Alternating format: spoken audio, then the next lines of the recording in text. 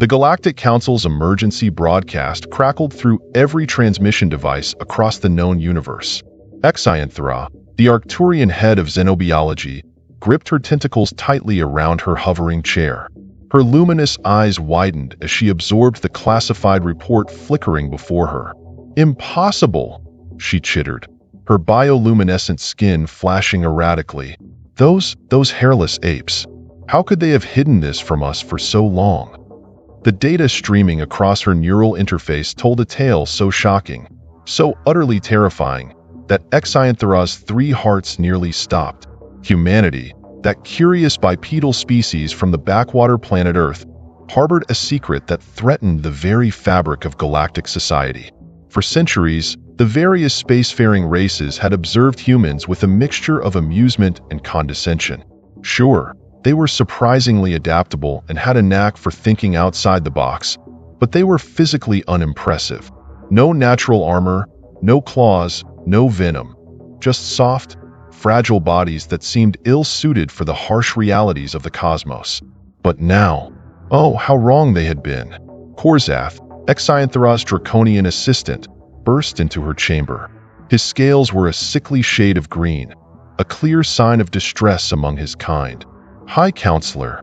Have you seen the—" "Yes, you overgrown lizard. I've seen it." Xyanthra snapped, her usual composure shattered. "Get me a direct line to Grand Admiral Xyanthra. We need to mobilize the Galactic Defense Fleet immediately."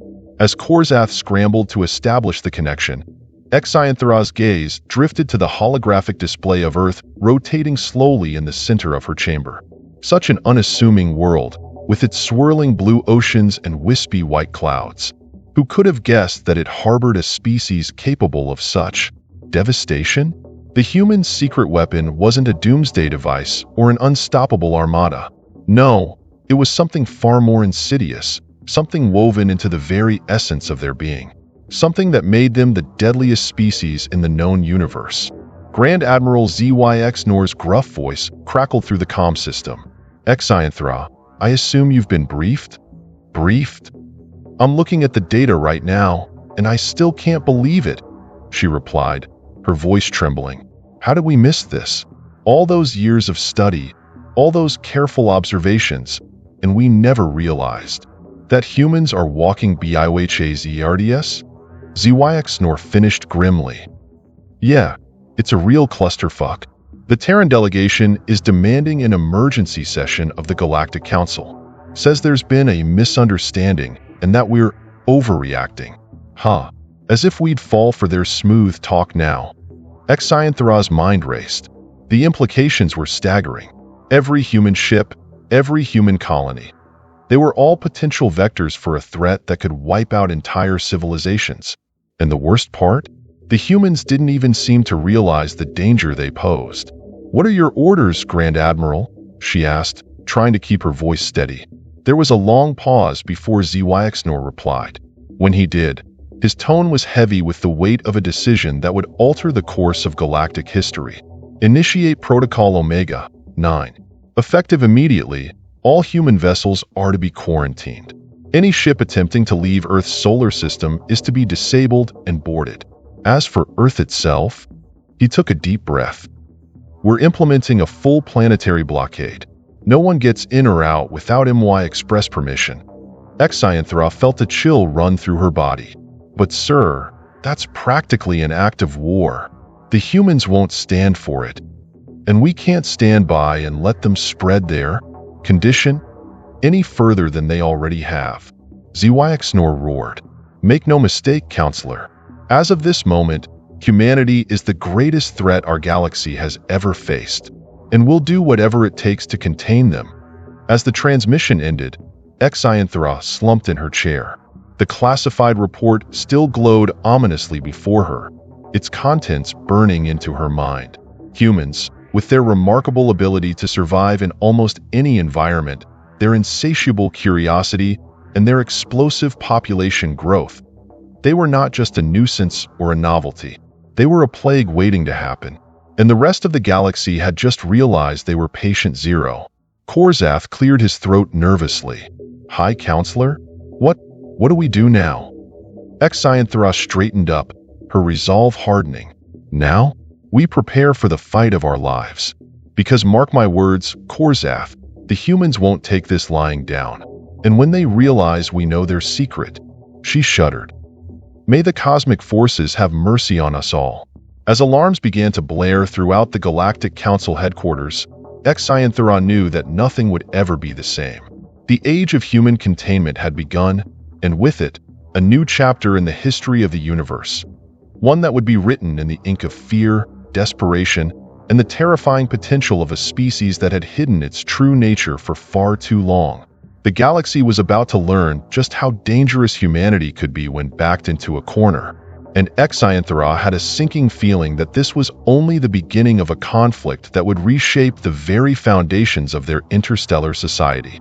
As she prepared to face the storm that was coming, one thought echoed in her mind: humanity, what have you done? The news spread faster than a quantum entanglement pulse. Across the vast expanse of the Milky Way, from the crystalline spires of Lumina Prime to the gas giant settlements of the Jovian Collective, every sentient being was abuzz with a single, terrifying topic: humans. On Nebula News Network, the most watched broadcast in the galaxy, anchor Zilvara Bright Eye's tentacles writhed with barely contained anxiety as she delivered the breaking story. This is not a drill, viewers. The Galactic Council has declared a Class 1 Omega emergency. All travel to and from the Sol system is strictly prohibited. I repeat, Earth and its colonies are under total quarantine. The reaction was immediate and chaotic. On New Arcturus, the central trading hub of the Orion Arm, riots broke out as merchants realized their human goods were now worthless. Crowds of various species smashed windows, overturned hovercarts, and burned piles of human-made trinkets in the streets. "My business is ruined," wailed Grokthar the Unshakable, a Trolloc merchant known for his stoic demeanor, as he watched his prized collection of human-made fidget spinners go up in flames. Why? Why didn't they warn us? Meanwhile, in the hallowed halls of the Galactic University of Xenobiology, Professor Alexandra Lumanscript called an emergency faculty meeting. Her bioluminescent fur pulsed with a mixture of fear and excitement as she addressed her colleagues. Esteemed peers, the data we're seeing is unprecedented. Humans possess a biological trait so potent, so universally destructive, that it could unravel the very fabric of our galactic ecosystem. A chorus of gasps echoed through the chamber. Professor Krosnock, expert in Terran studies, raised a trembling claw. But how? We've been studying them for centuries. Surely we would have noticed something this significant. Alexandra's eyes glowed with a manic intensity. That's just it, Krosnock. The humans themselves were unaware of their condition. It's a perfect biological Trojan horse. As the academics descended into frenzied debate, elsewhere in the galaxy, military preparations were already underway. Admiral Vexlor of the Zygonian Defense Force paced the bridge of his flagship, the Starcrusher. His exoskeleton clicked nervously as he surveyed the holographic display of Earth's solar system. "Status report," he barked. Lieutenant FZZ, a young insectoid officer, saluted with her 4 appendages. "Sir, we've positioned quantum disruptor arrays at all major jump points leading to and from Sol. Any ship attempting unauthorized travel will be instantly atomized." Vexlor nodded grimly. "Good. And what of our contingency plan?" FZZ test compound eyes dimmed slightly. "The Nova bomb is armed and ready, Admiral. At your command, we can sterilize the entire system." The bridge fell silent. The weight of potentially eradicating billions of lives hung heavy in the recycled air. Vexlor chittered softly. "Let us pray to the cosmic hive that it doesn't come to that. But if the humans resist quarantine, if they try to spread their contagion, we must be prepared to do what is necessary." As the galactic community reeled from the revelation, questions began to surface. How long had humans carried this deadly potential? Were there already contaminated worlds beyond Sol? And perhaps most chillingly, what if this was all part of some grand, insidious plan? On Diplomatia Prime, homeworld of the galaxy's most skilled negotiators, Ambassador Zalera of the Luminary Conclave prepared for the most challenging assignment of her career. She had been chosen to make first contact with the quarantined humans and explain the galaxy's decision. As she boarded her ship, flanked by a team of biosecurity experts in hermetically sealed suits, Zalera couldn't shake a feeling of dread. "May the cosmic harmony guide my words," she whispered. "For if we fail here, the alternative is too horrifying to contemplate." Little did Zalera know, but at that very moment, on the blue-green world at the center of this interstellar crisis, humanity was about to learn of its newfound infamy. In New York City, United Nations Secretary-General Amara Okafor stared in disbelief at the screens before her. Every channel, every feed, showed the same thing. Massive alien fleets taking up positions around Earth and its colonies. "Madam Secretary," her aide burst into the room, face pale. "We're receiving a transmission. It's the Galactic Council. They say..." He swallowed hard. "They say we're under quarantine. That we're a threat to the entire galaxy." Amara's eyes narrowed. In all her years of interstellar diplomacy, she'd never encountered anything like this. "Patch them through," she said, her voice steely with resolve. "It's time we found out what the hell is going on." As the transmission flickered to life, and the alien faces of the Galactic Council filled the screen, neither humanity nor the rest of the galaxy realized that they were standing on the precipice of a conflict that would redefine the very nature of their existence. The stage was set. The galaxy was in panic. And humanity? Humanity was about to show the universe exactly what they were capable of when pushed to the brink. In the vast emptiness of space, as fleets mobilized and worlds trembled, a new chapter in galactic history was about to be written, and its first words would be a defiant cry from the quarantined Earth: "Humanity, fuck yeah." The United Nations General Assembly Hall buzzed with attention unlike anything in Earth's history. Representatives from every nation sat in stunned silence as Secretary-General Amara Okafor's voice rang out, clear and defiant. "People of Earth, we face an unprecedented crisis. The Galactic Council has labeled us a threat to the entire universe. They've quarantined our planet, our colonies, our very existence." Murmurs of disbelief rippled through the crowd. On screens worldwide, billions watched, their faces a mix of fear, confusion, and growing anger. Amara's eyes blazed as she continued, "But we will not go quietly into the night. We are humanity. We've faced extinction-level events. We've survived ice ages and plagues. We've reached for the stars. And now they want to cage us?" In orbit, aboard the International Space Station, Commander Yuki Tanaka watched the speech with clenched fists. Through the viewport, she could see the alien blockade. A web of ships stretching as far as the eye could see. "This is bullshit," she growled, startling her crewmates. "We've been nothing but peaceful. What could we possibly have done to warrant this?" Back on Earth, in the hidden bunkers of DARPA, Dr. Zain al-Rashid worked feverishly. His team had been tasked with the impossible: find a way to break the quarantine. "It doesn't make sense," he muttered, poring over data streams. "Our biology isn't radically different from other carbon-based life forms. What are we missing?"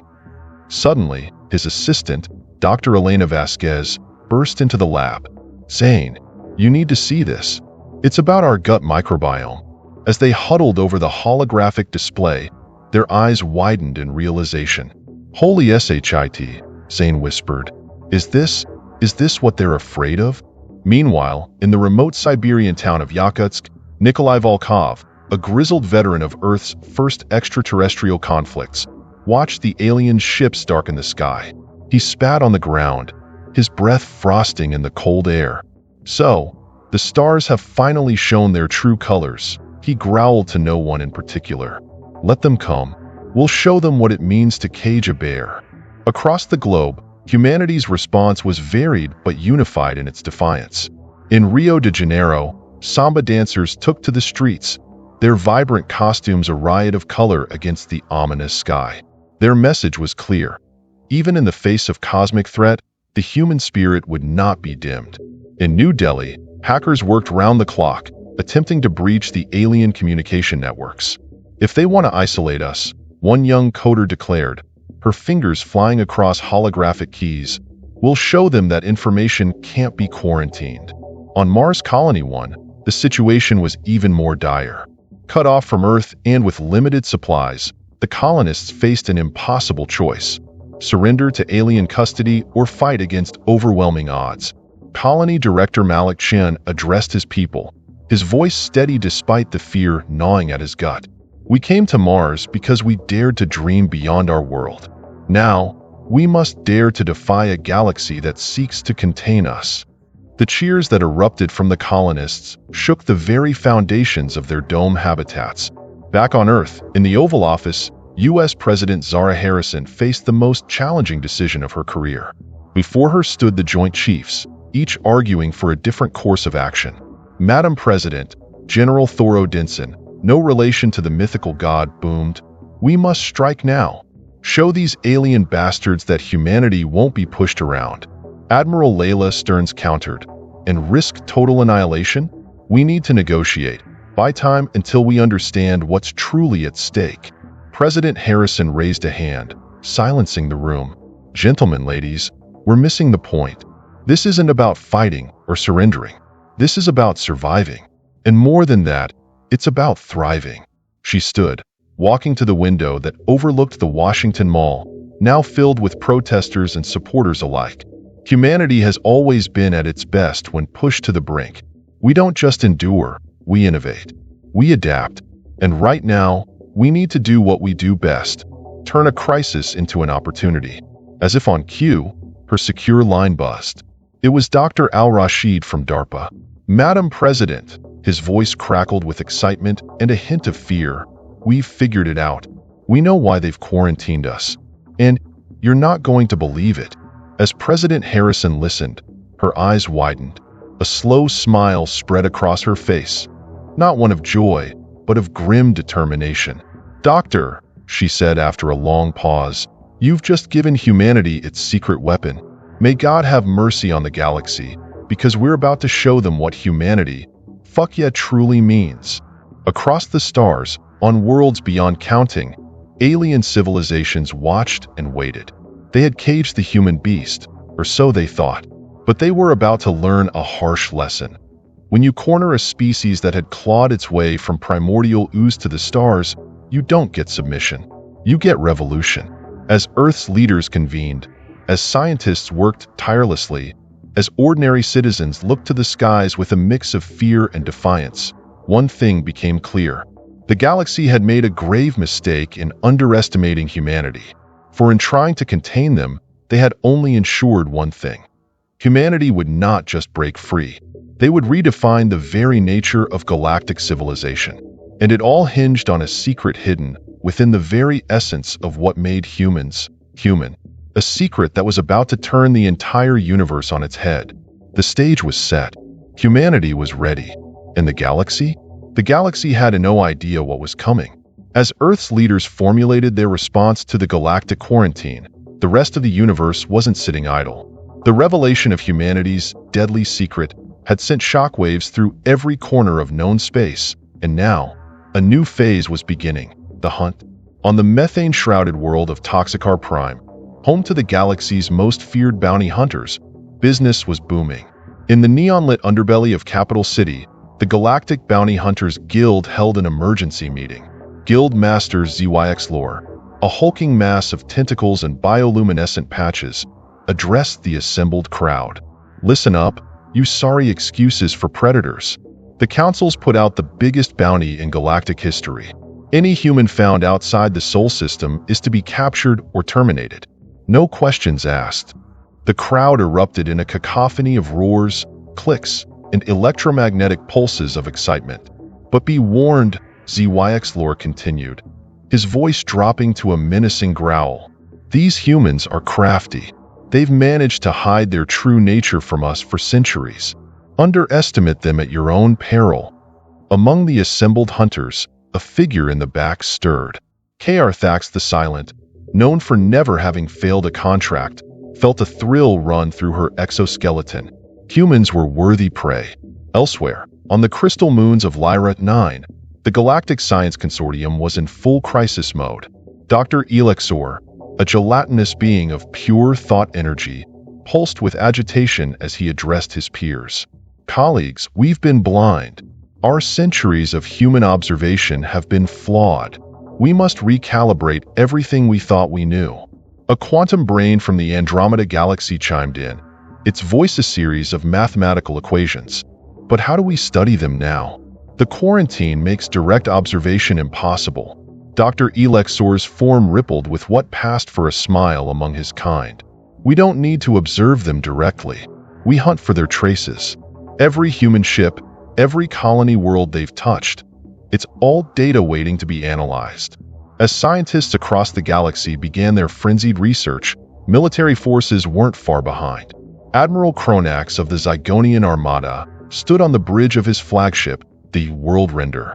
Before him, a holographic display showed hundreds of scout ships dispersing across the galaxy.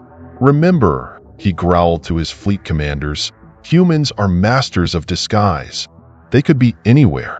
Check every asteroid, every abandoned space station.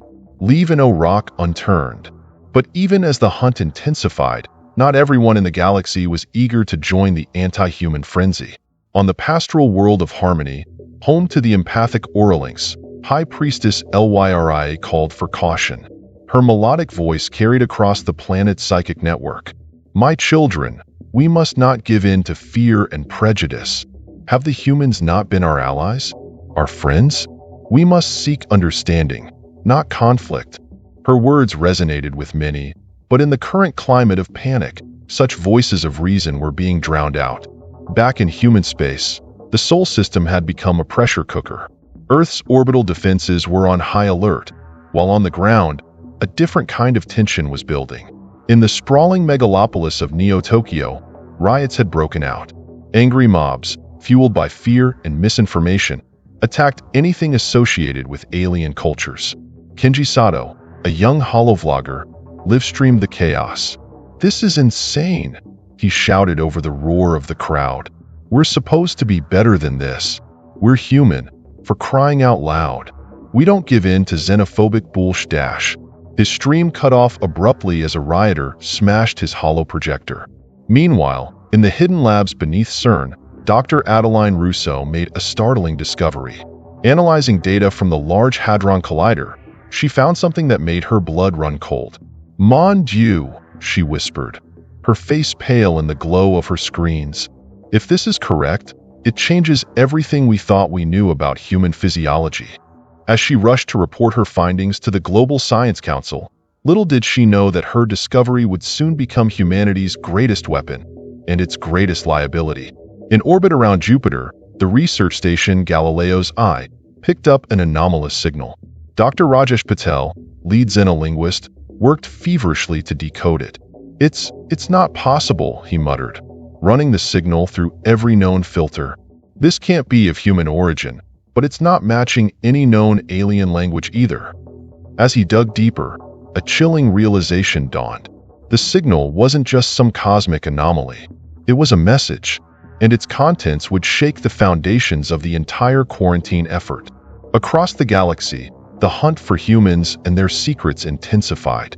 But for every alien determined to contain the human threat, there were those who questioned the narrative.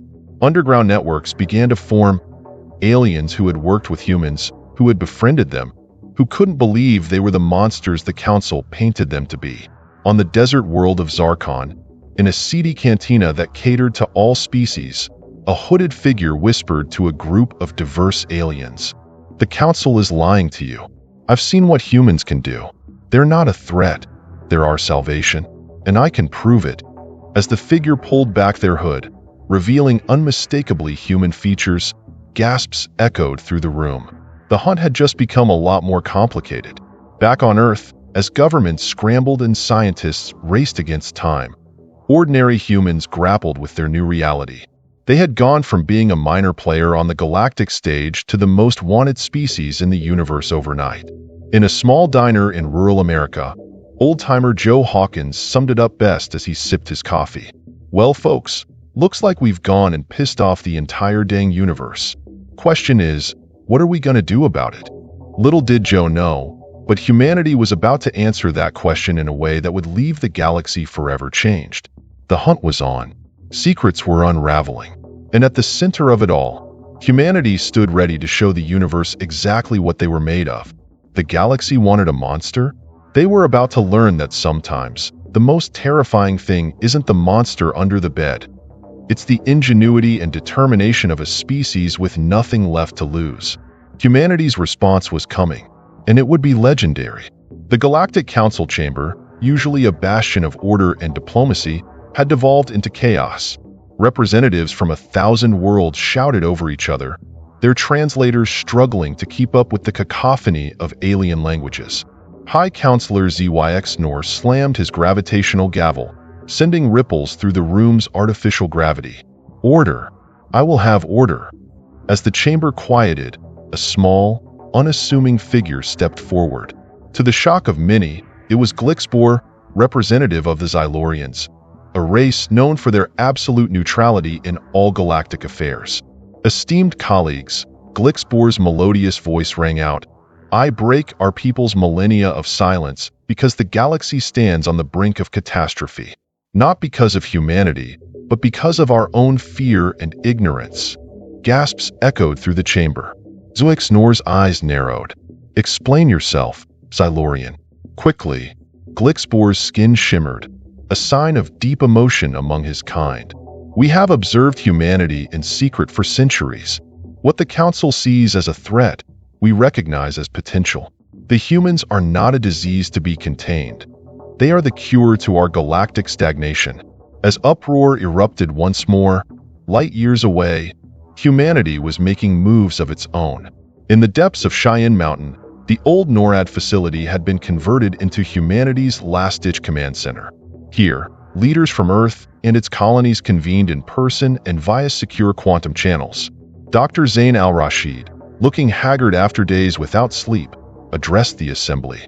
Ladies and gentlemen, we've cracked it. We know why the galaxy fears us. It's not just our biology, it's our microbiome. Holograms sprang to life, showing intricate visualizations of human gut bacteria. Our digestive systems are home to trillions of microorganisms. To us, they're symbiotic. To the rest of the galaxy, they're a superweapon waiting to happen. President Zara Harrison leaned forward, her eyes intense.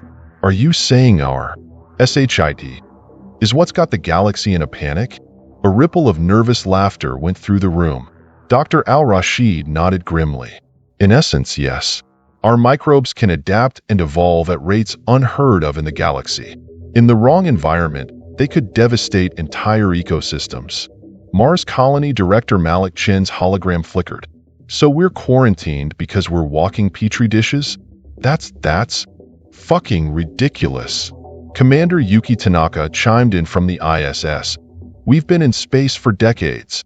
If we were going to contaminate something, wouldn't it have happened by now? Dr. Elena Vasquez stepped forward. That's just it. We have been changing things, subtly, everywhere we go. But it's not destruction, it's enhancement. Our microbes don't just adapt, they improve their environments. As the implications sank in, a new voice joined the conversation. On screens around the room, the face of a distinctly non-human entity appeared. Greetings, humans. I am Glixbor of the Xylorians. We've been monitoring your communications. We believe you are the key to the galaxy's future, and we want to help. For a moment, stunned silence reigned. Then President Harrison found her voice. I think I speak for all of humanity when I say, what the actual FUCK? Glixbor's skin rippled in what might have been amusement. Your colorful language aside, Madam President, the situation is dire. The Council's fear is leading them towards drastic action. We must act quickly if we are to prevent a galactic war. As the human leaders debated whether to trust this unexpected ally, across the galaxy, more cracks were appearing in the anti-human consensus. On the forest world of Arborea, the ancient trance, living forests with collective consciousness, stirred for the first time in millennia.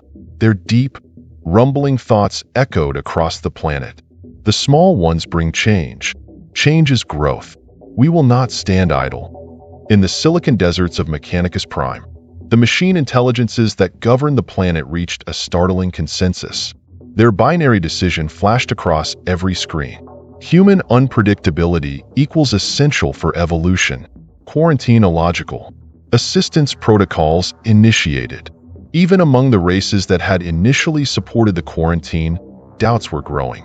On Zygon, homeworld of some of the galaxy's fiercest warriors, General K.R. Thak addressed his troops. We Zygonians pride ourselves on facing any foe head-on. But tell me this, what honor is there in fearing an enemy we haven't even given a chance to fight?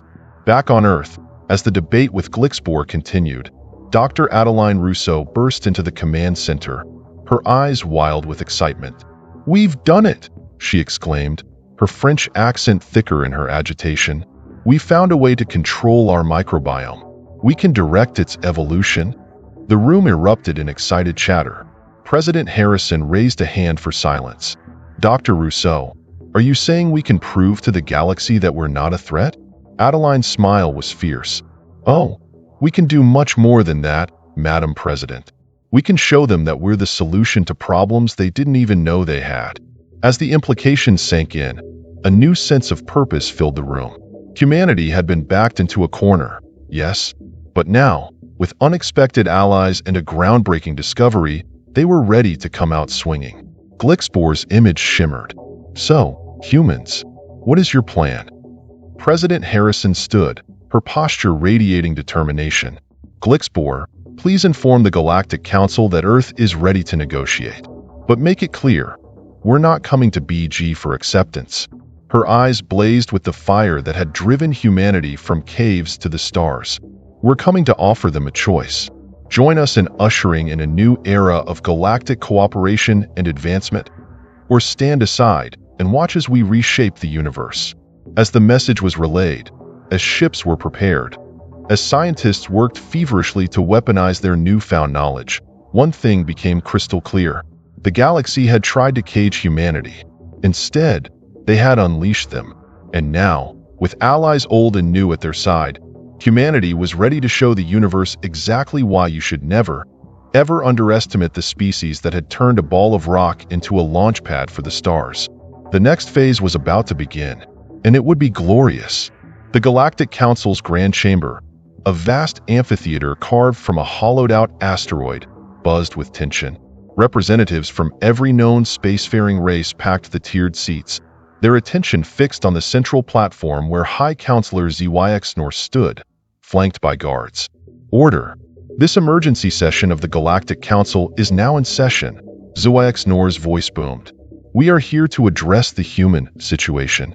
A ripple of unease passed through the crowd. Suddenly, the chamber's massive doors swung open. A collective gasp echoed as a delegation of humans strode in, led by President Zara Harrison and Dr. Zain al-Rashid. "What is the meaning of this?" ZYX North sputtered. "Humans are quarantined. This is a violation of Dash." "Of what, exactly?" President Harrison's voice cut through the chaos. "Your unilateral decision based on fear and misunderstanding? We're here to set the record straight." Before ZYX Nor could respond, a familiar melodious voice rang out. "The humans come under Xylorian protection," Glixbor announced, gliding to stand beside the human delegation. "They have the right to defend themselves against these accusations." Murmurs of surprise rippled through the chamber. The notoriously neutral Xylorians taking a stand? This was unprecedented. Dr. Al-Rashid stepped forward, activating a holographic display. "Esteemed members of the Council, we understand your fear. But what you see as a threat is actually the greatest gift the galaxy has ever received." The hologram showed a dizzying array of microscopic organisms. These are human gut microbes. Yes, they can adapt rapidly. Yes, they can alter environments. But not to destroy, to enhance. Xyanthra, the Arcturian head of xenobiology, leaned forward, her luminous eyes wide. "Impossible. Such rapid mutation would cause chaos in any ecosystem." "That's where you're wrong," Dr. Elena Vasquez chimed in, joining Al-Rashid. "Our microbes don't just change randomly. They evolve to create balance. Watch this." The hologram shifted, showing time-lapse footage of a barren, toxic world. As simulated human microbes were introduced, plants began to sprout, waters cleared, and the atmosphere shifted. "By the cosmic core," whispered a Jovian representative, his gas giant form swirling in agitation. "They're not destroyers. They're terraformers." President Harrison nodded gravely. "We've spent our entire history adapting to our world and forcing our world to adapt to us. This isn't a weapon. It's the culmination of millions of years of coevolution." The chamber erupted in a cacophony of voices. Some cried out in fear, others in wonder. Zyxnor slammed his gavel repeatedly, struggling to maintain order. Amidst the chaos, a deep, rumbling voice echoed through the chamber. The ancient Treant representative of Arborea spoke. "We have seen the truth in the roots of creation. The humans bring not death, but life anew. They are the seeds of galactic renewal." A hush fell over the assembly. The Treants, with their eons-long perspective, were rarely wrong. Seizing the moment, Dr. Adeline Rousseau stepped forward. "But it's more than just environmental adaptation. Our latest breakthrough allows us to direct this evolution. Imagine barren worlds made habitable, dying ecosystems revived, even medical applications beyond your wildest dreams." She pressed a button, and the hologram showed a simulation of human microbes attacking and neutralizing some of the galaxy's most deadly pathogens. "Great circuits!" exclaimed the representative from Mechanicus Prime. "The potential applications are infinite." As the implications sank in, the mood in the chamber began to shift. Fear gave way to curiosity, then to excitement. But not everyone was convinced. Admiral Cronax of the Zygonian Armada rose, his voice a menacing growl. "Pretty words and fancy holograms don't change the fact that humans are unpredictable. They could still be a threat." President Harrison turned to face him, her eyes blazing. "You're damn right we're unpredictable. We're the species that looked at the void of space and said, 'Let's go there.' We're the ones who see impossible as a challenge, not a warning." She swept her gaze across the chamber. "Yes, we're dangerous, but not in the way you think. We're dangerous because we dare. We dream. We take the unformed potential of the universe and shape it into reality." Her voice rose, filled with passion. "You wanted to quarantine us? To cage our potential? Well, here's some news for you. Humanity doesn't do cages." A cheer went up from several corners of the chamber. Species that had worked with humans before, that had seen their ingenuity firsthand, were the first to stand in support. Glixbor's skin shimmered with emotion. "The Xylorians stand with humanity. We have observed them in secret for centuries. Their potential is limitless. To cage them would be to doom our galaxy to stagnation." One by one, more representatives stood. The Treants, the Mechanicus AIs, even some of the initially fearful races began to change their stance. Zyxnor, seeing the tide turning, raised his hands for silence. This changes everything. But how can we trust that humans won't abuse this power?"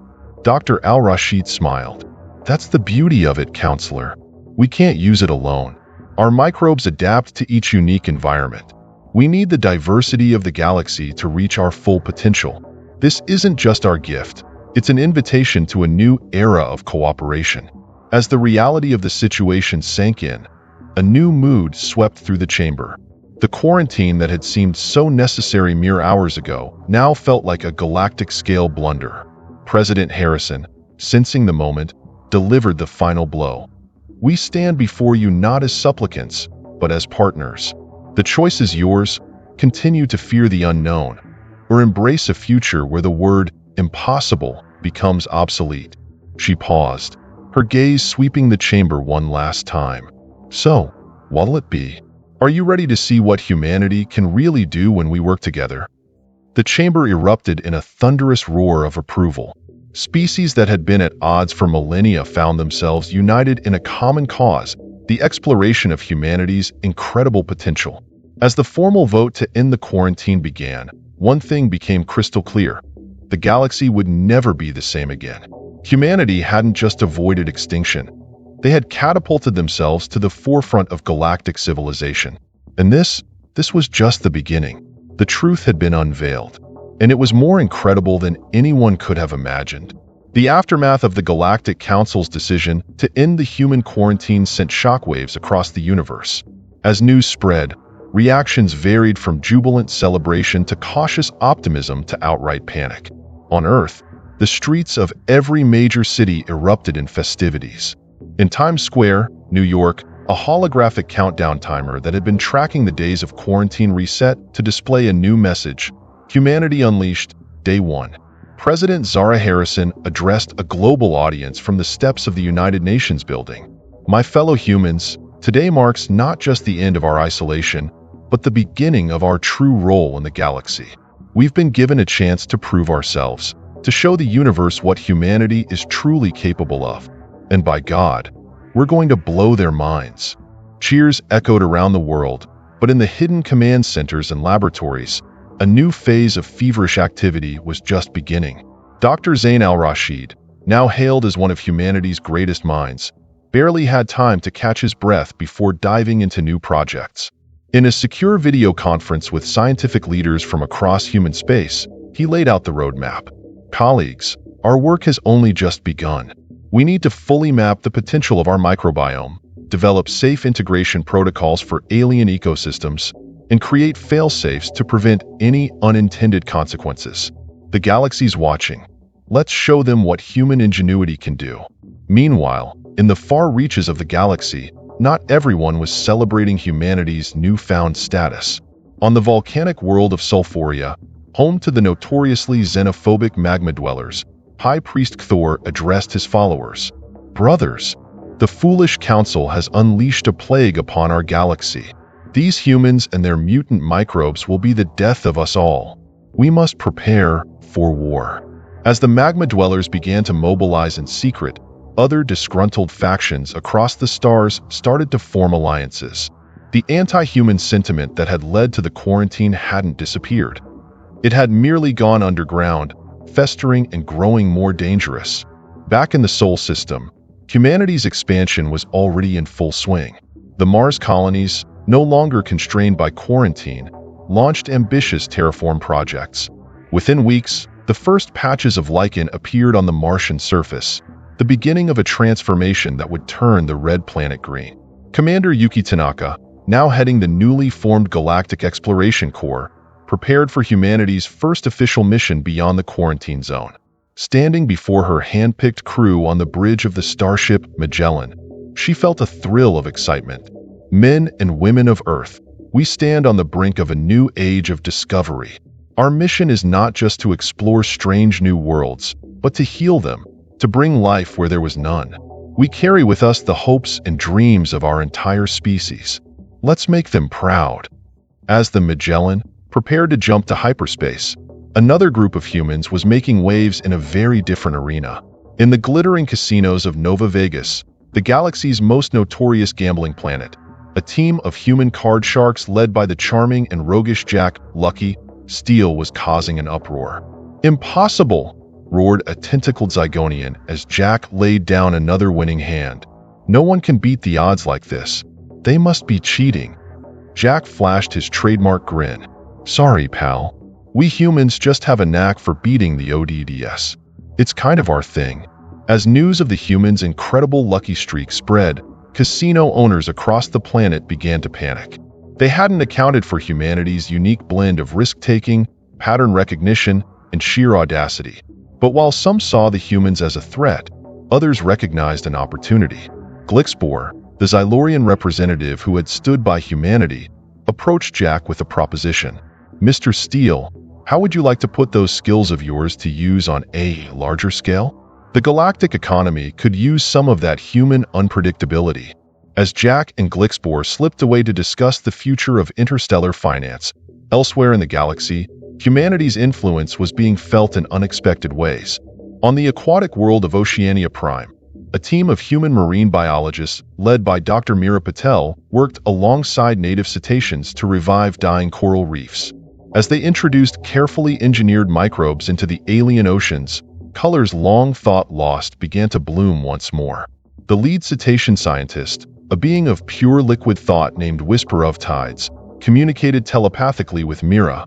In all our eons, we never imagined such rapid renewal was possible. Your people bring life in ways we never dreamed. We thank you, humans." Myra's eyes welled with tears of joy. This, she thought, this is what it means to be human. To reach out, to heal, to create. But even as humanity's positive influence spread, dark clouds were gathering. The magma dwellers' call for war was gaining traction among the more conservative and fearful species. Admiral Cronax, once a vocal opponent of humanity, found himself in the uncomfortable position of advocating for peace. Addressing the Zygonian High Command, he growled, "I know many of you still fear the humans. Hells, even I'm not entirely comfortable with them. But I've seen what they can do. If we go to war against them, we won't just be fighting flesh and blood. We'll be fighting against a species that turns impossibility into their plaything. And that, my friends, is a war we cannot win." As tensions rose and humanity's influence continued to grow, the galaxy found itself at a crossroads. The old order was crumbling, and a new one was taking shape. One where the impossible was just another challenge to be overcome. In a secret laboratory on Earth, Dr. Elena Vasquez made a breakthrough that would change everything. As she stared at her results, her hands shaking with excitement and fear, she realized that humanity's journey was far from over. In fact, it was just beginning. "Oh my God," she whispered, reaching for the secure line to the president. "We've done it. We've cracked the code to universal terraforming." As she waited for the call to connect, Elena knew that the next phase of human expansion would make the previous one look like child's play. The galaxy had wanted to cage humanity. Instead, they had given them the keys to reshape the entire universe. And humanity, true to form, was ready to turn those keys and see what lay beyond the next impossible door. The tables hadn't just turned. They had been flipped, reshuffled, and dealt anew. And humanity was holding all the aces. The galaxy held its breath as news of humanity's latest breakthrough spread like wildfire across the stars. Universal terraforming, the ability to reshape entire worlds at will, was no longer a dream, but a reality. Dr. Elena Vasquez stood before the hastily assembled Galactic Council, her hologram flickering slightly as she addressed the stunned representatives. "Distinguished members of the Council, what we offer is nothing short of universal renewal. With our technology, no world need remain barren. No species need face extinction due to environmental collapse. We stand ready to remake the galaxy." The chamber erupted into chaos. Some representatives cheered, seeing the potential for their dying worlds. Others recoiled in horror at the sheer scale of power humanity now wielded. High Counselor Zyx Snore, his tentacles writhing in agitation, raised his voice above the din. "Order! Order! Dr. Vasquez, while your offer is extraordinary, surely you understand the concerns. This power, it's too much for any one species to control." President Zara Harrison stepped forward, her eyes blazing with the fire that had driven humanity to the stars. "Who said anything about control, Counselor? We're not here to rule the galaxy. We're here to save it. Together." She gestured expansively, encompassing the entire chamber. "Every species here has something unique to offer. We humans? We bring change. Rapid, sometimes chaotic, but always driving towards growth. But we need your wisdom, your experience, to guide that change." As her words sank in, a new mood began to sweep the chamber. Species that had been at odds for millennia found themselves contemplating a future of unprecedented cooperation. But not everyone was convinced. In the shadowy corners of the galaxy, the anti-human alliance led by the magma dwellers of Sulfuria had been growing. And now, they were ready to make their move. High Priest Cthor's voice boomed across thousands of worlds, a message of fear and hate. "Hear me, children of the stars. The humans speak of renewal, but bring only destruction. Their gift is a Trojan horse, meant to remake our worlds in their image. We must strike now, before it's too late." As the message spread, pockets of violence erupted across the galaxy. Human outposts came under attack, alien protesters clashed in the streets of 1,000 worlds, and battle fleets began to mobilize. The galaxy teetered on the brink of all-out war. In the midst of the chaos, aboard the human flagship, Horizon, Commander Yuki Tanaka received a desperate transmission from a human colony under siege. "This is Nova Terra. We're under attack by magma dweller forces. Our shields are failing. We need immediate evac." The transmission cut off abruptly. Yuki's jaw clenched as she turned to her crew. "You heard them. Let's show these rockheads what happens when you mess with humanity." As the Horizon and its battle group jumped to hyperspace, back on Earth, a different kind of confrontation was unfolding. Dr. Zain al-Rashid faced off against a holographic projection of Cthor in a galactic-wide debate. Billions across the stars tuned in as human ingenuity clashed with ancient fear. "Your so-called gift will destroy everything we hold sacred," Cthor raged. "Our worlds, shaped by eons of natural forces, will be erased by your meddling." Zane's response was calm, but filled with passion. "Change is the only constant in the universe, Cthor. We're not erasing anything, we're evolving it, just as life has always done." He brought up a holographic display of a barren world transforming into a lush paradise. "Imagine your volcanic homeworld, not tamed, but enhanced. Lava flows coexisting with forests. Your people no longer confined to the depths, but free to explore a whole new surface world." As the debate raged on, out in the far reaches of the galaxy, the Horizon dropped out of hyperspace near Nova Terra.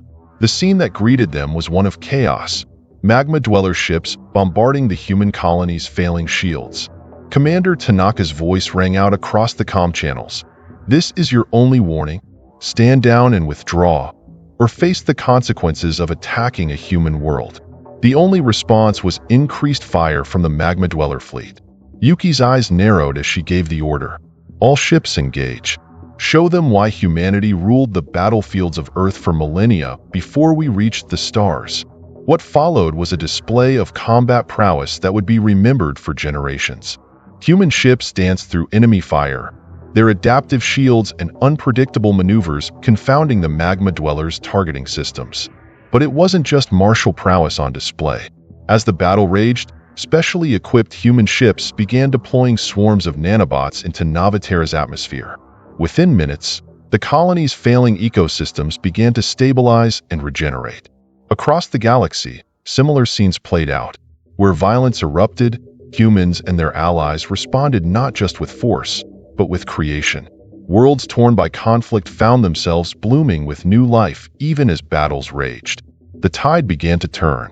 Species that had been hesitant now saw the true potential of humanity's gift. It wasn't just about reshaping worlds, it was about healing them, even in the midst of destruction.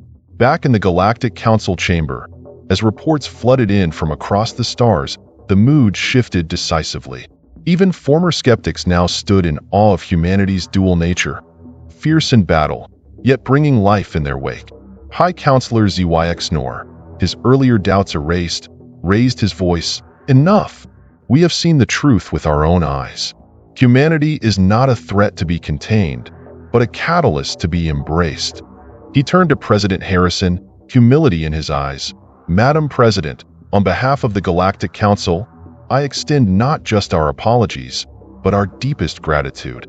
Will you help us forge a new future for all our peoples?"